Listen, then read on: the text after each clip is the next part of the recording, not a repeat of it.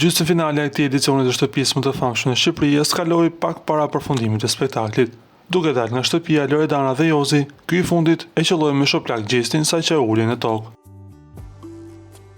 Ky veprim i Jozi nxiti reagime të shumta në rrjet. Rreth kësaj situate reagoi dhe Xheneta, ishte dashura e gjistit, për sa kohë ishte në shtëpinë më të famshme në Kosovë. Dhuna nuk është zgjidhje.